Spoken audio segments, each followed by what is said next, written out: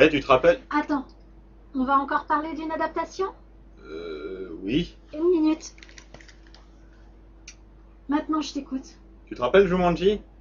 Ah, Jumanji. Oh, j'aurais pas besoin de ça.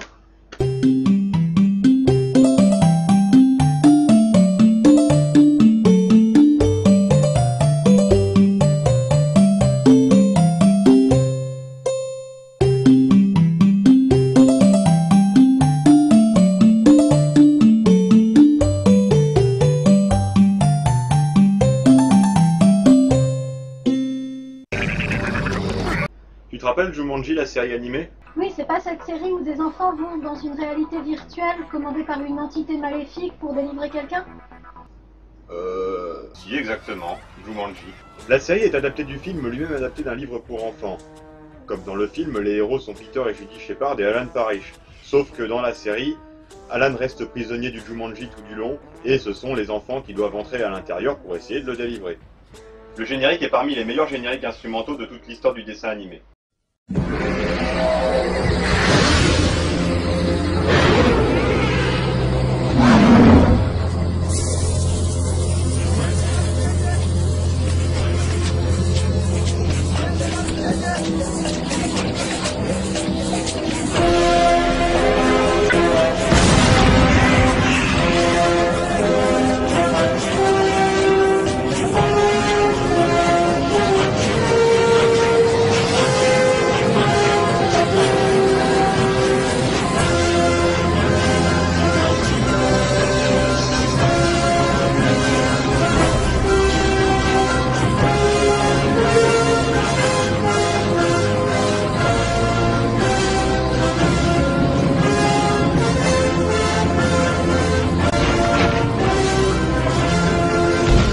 C'est épique.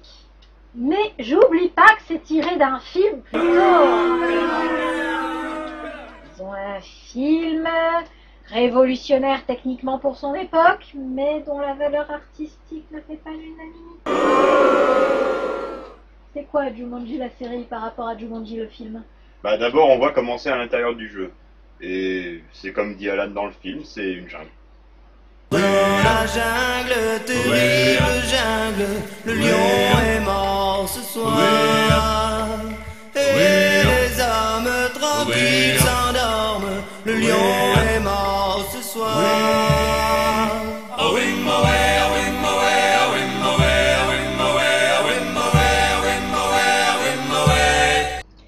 Trop cool. N'est-ce pas? C'est un aspect un peu bizarre du film, on nous montre des animaux sauvages dans le monde réel, mais on nous parle d'un truc beaucoup plus intéressant qui est à l'intérieur du jeu, et on nous le montre pas. Ouais, mais t'oublies de dire aussi que le jeu est pas du tout pareil dans la série que dans le film. Le plateau est le même, mais bon, ils pouvaient pas faire une série où dans chaque épisode le but est juste d'arriver au centre.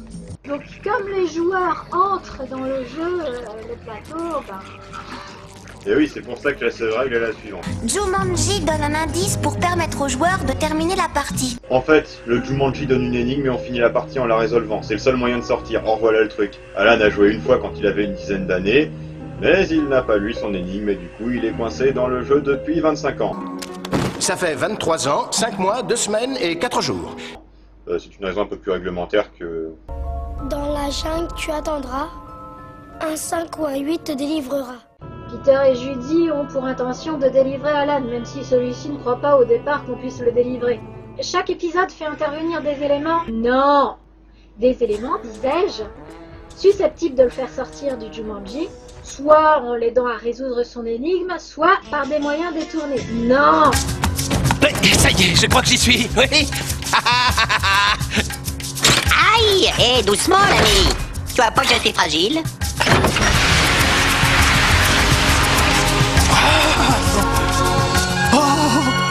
Quel trou perdu!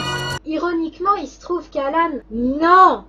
Il se trouve qu'Alan est celui qui connaît le mieux le Jumanji, donc il sait où se rendre pour aider Peter et Judy à résoudre leur énigme du jour.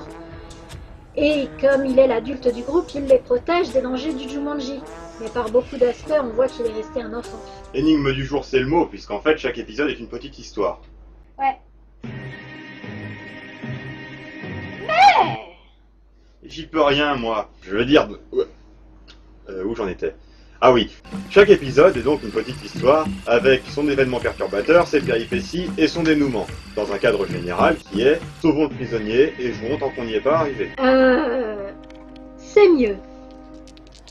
Donc, dans chaque épisode, Peter et Judy font une partie de Jumanji, ont une énigme qui résolvent à la fin, et c'est au cours des péripéties au sein de la partie C'est là que se trouvent les énigmes. qu'ils essayent de délivrer Alan. Toute série a son méchant, et ici le méchant, c'est le Jumanji. Il agit à travers des agents, et on ne le voit pas, on n'entend pas. D'ailleurs, il n'y a probablement rien à voir ni à entendre, c'est le jeu, c'est un méchant abstrait, un méchant symbolique. C'est une force qui s'oppose au héros. Le Jumanji est un méchant de ce genre, mais c'est un méchant éducateur. Les problèmes qu'il pose aux héros ont en général à voir avec leur vie quotidienne. Stop.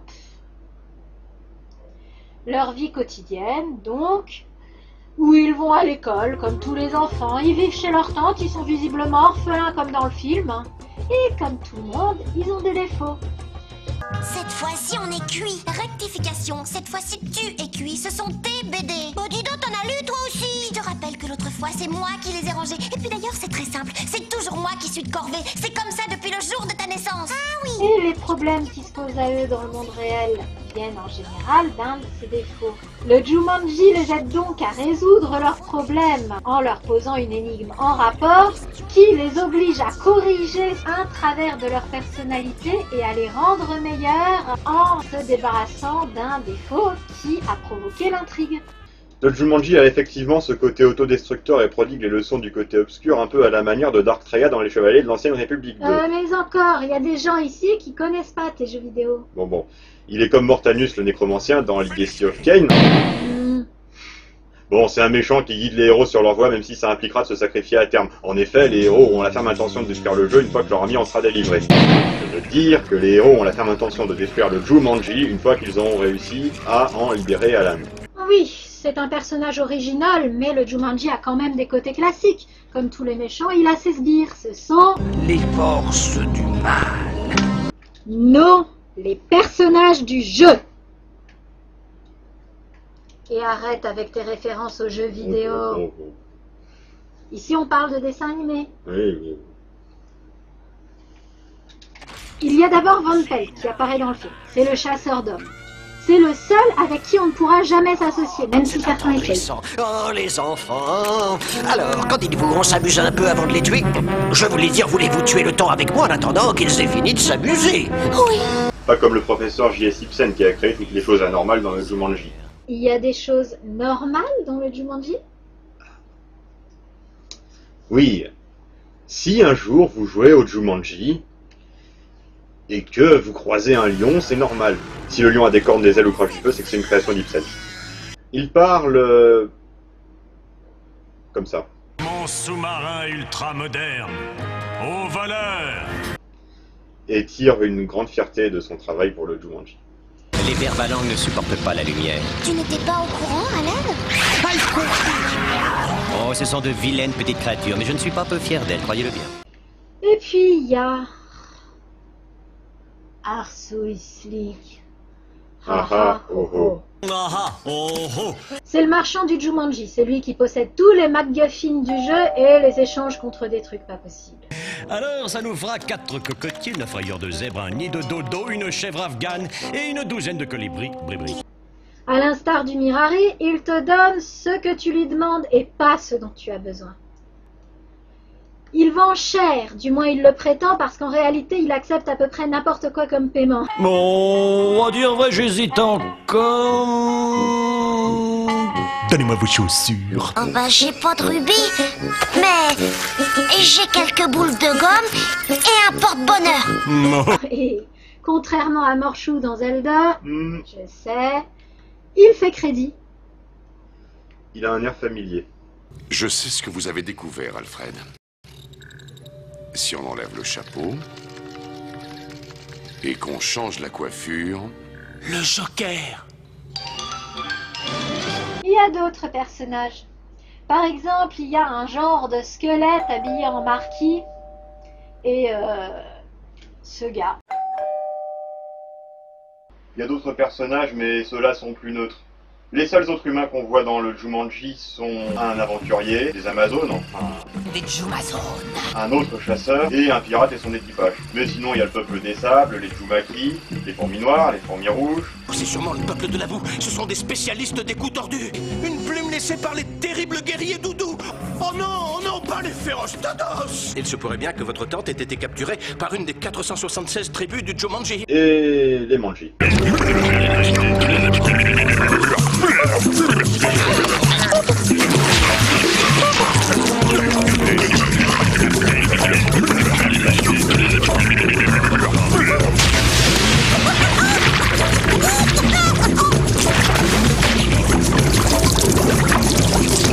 Leur langage doit pas être si compliqué puisque Peter l'apprend en 2 temps 3 mouvements, contrairement à Judy qui est l'intello de la famille.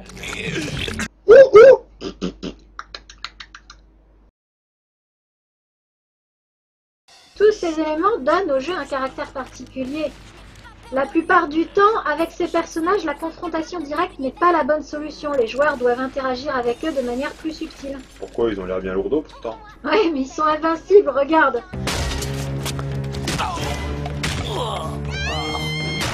Sale bête à cordes, je me vengerai. Et de toute façon, quand un joueur réussit à se débarrasser d'un personnage, il doit prendre sa place. Et puis bon, pour la subtilité, ça a beau être des personnages, disons, très interactifs, hein. Ils sont quand même monstrueux physiquement. Regarde. Non, ça c'est le dessin qui est un peu... Spécial. Bon, d'accord, il y a pire. Mais regarde cet épisode où les héros croient être chez eux. Je disais, regarde cet épisode où les héros croient être chez eux, alors qu'en réalité, ils sont dans un jeu, dans le Jumanji, qui ressemble à chez eux. Alan n'est pas du tout impressionné par l'aspect monstrueux de la tente de Peter et Judy. Pourtant, d'habitude, la tente, elle ressemble à ça. Ouais, les décors et les personnages sont dessinés de manière grossière. Ajoutons à cela que tous les habitants de Brantford, la ville où habitent les héros, sont des psychopathes, et ça inclut les gens de l'école, élèves comme professeurs, et la tante des héros, qui est une philosophe maniaco-dépressive. Pas philosophe maniaco-dépressive. Si, c'est pire. Le monde réel n'est pas tellement agréable à vivre pour Judy et Peter, même en comparaison du Jumanji. En parlant de Peter et Judy, ils sont bien les deux seuls dans tout Brantford qu'on peut considérer comme normal. Hein. D'ailleurs, au départ, on pense que c'est Alan l'adulte du groupe. Mais en fait, c'est Judy. Bon, c'est le personnage classique de la première de classe complexé par son physique. Ouais, blague à part, pour le savoir, faut aussi au dialogue, parce qu'avec les graphismes, on peut pas tellement savoir qui est moche et qui est beau. Oui, donc, personnage de première de classe complexé par son physique. Oh, elle daigne de temps en temps être immature pour les besoins du scénario. Mais la plupart du temps, c'est elle qui résout l'énigme ou qui trouve la solution pour réparer une bêtise de son petit frère. En effet, Peter est un immature doublé d'un tricheur. Au début de la série, il... Ça ne marche pas.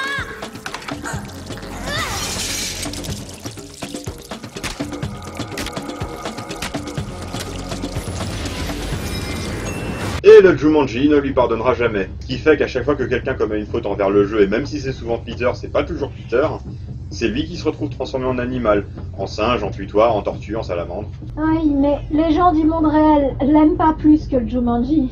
Ses camarades de classe le briment, ses professeurs l'humilient parce qu'il est pas assez attentif. Avec tout ça, faut pas s'étonner qu'il préfère aller dans une jungle dangereuse pour passer du temps avec Alan qui est son seul ami. En parlant du temps, il s'écoule de toute façon pas pareil dans le Jumanji. Quand Judy et Peter jouent au Jumanji, on a l'impression qu'ils reviennent au moment même où ils ont jeté le dé pour la dernière fois. Dans un épisode, Alan explique comment ça se passe. Pas du tout. On était seulement un peu occupés. Et puis, ça fait à peine 4 ou 5 jours. Oui, ce qui équivaut à 5 semaines en temps de Jumanji. Ce qui explique qu'ils puissent passer une nuit, voire plusieurs nuits là-bas sans qu'il se passe trop de temps chez eux à Brantford. Mais notons au passage quand même que Alan a passé vraiment 25 ans du monde réel dans le Jumanji et a vieilli 25 ans, pas plus. Ce qui signifie que les personnages du monde réel ressentent le temps comme dans le monde réel, même quand ils sont dans le Jumanji. Non, là c'est un cas un peu particulier. Au centre de la Terre, le temps géologique ne doit pas être le même que le nôtre. D'ailleurs, des fois on a l'impression vraiment que Peter et Judy jouent au Jumanji pour se détendre. C'est pas grave. Je connais un endroit où on pourra faire tout ce qu'on veut. Tu joues ? En général, c'est quand il se passe des trucs de ce genre que la série devient à chier. quand les personnages et les scénaristes oublient quel était le but de départ, la série devient juste une succession interminable d'épisodes où l'intrigue principale n'avance pas, et ce jusqu'à ce que l'intérêt du spectateur s'amenuise. Il faut en général y voir la volonté de la production qui veut faire des épisodes et des épisodes et des saisons tant que la série marche. Qu'est-ce que t'imaginais continuer à jouer le super-héros jusqu'à 80 ans? Mais Jumanji n'entre pas dans ce petit jeu, et au bout de 3 saisons, Alan découvre et résout son énigme. Une énigme à la con d'ailleurs. Un acte de gentillesse sans condition te sauvera de cette terrible situation. Bon, là il faut vous préciser que si on vous donne le spoiler, c'est parce qu'Alan résout son énigme montre en main 2 minutes après avoir su que c'était ça. Ça consiste juste à retirer une épine à la con de la pâte d'un. Quand on pense que des fois il y a des énigmes qu'on comprend pas même quand on sait quelle est la solution. Et notre énigme découvre la vérité si longtemps cachée et l'identité du visage masqué. Ça force l'admiration quand même parce que le dénouement correspond exactement à l'objectif de départ. Au début, on nous dit qu'Alan doit résoudre son énigme et qu'alors il sera libéré du Jumanji. Et effectivement, à la fin, Alan résout son énigme et alors il est libéré du Jumanji. Et c'est extrêmement rare. Pourquoi c'est si impressionnant? Parce qu'en fait, c'est carrément du jamais vu. En général, les scénaristes essaient de faire quelque chose de surprenant pour la fin. Du coup, ça correspond pas à l'objectif fixé au départ. Soit parce qu'ils avaient décidé dès le départ de sortir des sentiers battus, soit parce qu'ils avaient franchi de toute façon le point de non-retour en faisant une saison supplémentaire après la résolution de l'objectif de départ. J'y peux rien, le parallélisme est inévitable. D'accord, au lieu d'un jeu, c'est le système informatique de contrôle, au lieu de 2 enfants, c'est 4, et au lieu d'un grand roux, c'est une petite fille à cheveux roses, mais sinon c'est pareil.